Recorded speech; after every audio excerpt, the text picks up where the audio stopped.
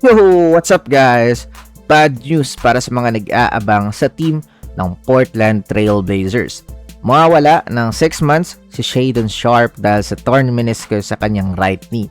Natamo niya ito sa isang individual workout. Mga late February or early March pa yung balik niya. Isa pa man din si Sharpe sa young scoring option ng team at yung firepower na binuo ng Trailblazers ngayong off-season. Nagiging na nga siya, injury prone. Last season, 50 games lang yung nilaro niya dahil sa stress reaction sa kanyang left fibula. Pero kung healthy siya, nag-average ito ng 20.8 points, 4.3 rebounds at 1.4 steals sa loob ng 29 games na playing time. Papasok na rin siya sa kanyang 4-year, 90 million extension. Buti na lang talaga is yung guard rotation ng team ay stack with Ja Morant, Damian Lillard, Drew Holiday at Scoot Henderson. Tapos point forward si Deni Avdija.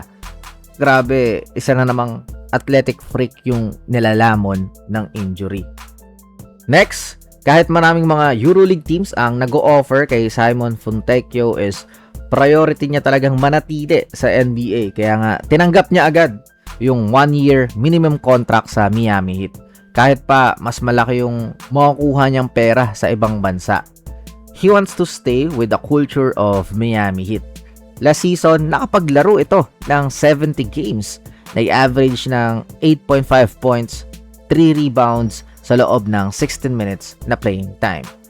Ngayon, magiging key role player na siya this season dahil sa kanyang outside shooting. Nag-average ito last season ng 37.5% from the 3-point distance. With Bam Adebayo and Giannis Antetokounmpo, desperado yung Heat for shooters. Kaya nga, pinursu talaga si Klay Thompson. Which is, ganito din yung magiging role ni Simon. Floor spacer na tactical fit para sa team. Iba talaga yung NBA na kahit mas malaki pa yung offer sa ibang bansa is dito pa rin siya committed to win at the highest level. Next, ito, rumor lang naman. Hanggang ngayon kasi is wala talagang nangyayari sa contract negotiation na Jalen Duren at ng Detroit Pistons. Alam niyo naman yung dahilan. Ilang beses na yan dito sa channel nang hihingi ng max contract yung hindi naman nakita sa playoffs. Kahit sino naman sigurong franchise magdadalawang isip na ibigay yan eh. Pero all-star ng regular season at naging all-NBA pa. Averaging 19.5 points at 10.5 rebounds. So, papasok sa usapan ang LA Clippers. Tapos, ang ino-offer ay si Darius Garland, which is meron ng Cade Cunningham yung Pistons. Tapos, dadagdagan mo pa ng starter level na point guard.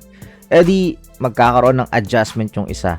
Nakadraft kasi ng Keaton Wagler yung Clippers kaya pang-offer na lang si Garland ngayon. Pero pag yan, hindi pumutok si Wagler, sisi sila dyan. So, yun, ganun yung idea sa rumor na to. Duren to Clippers. But I think mahirap sa part ng Pistons. Buti sana kung nasa kanila pa si Subats, ayun, pwede mong hingin or kakagat ka rin eh. Pero dun sana, sa team na merong quality center na kapalit. And that's all for this video. Let me know all your thoughts in the comment section below. I will now step back. Bye-bye!